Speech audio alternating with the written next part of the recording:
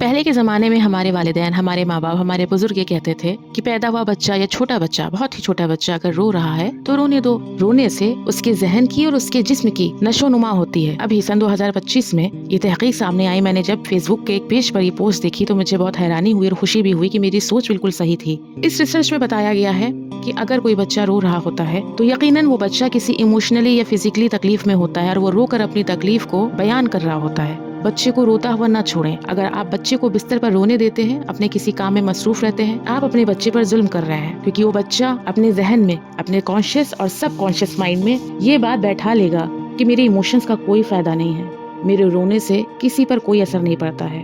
آگے چل کر وہی بچہ نہ ہی اپنے ایموشنز کی قدر کرے گا، اپنے رونے کی قدر کرے گا، اور نہ ہی دوسروں کے رونے کی قدر کرے گا۔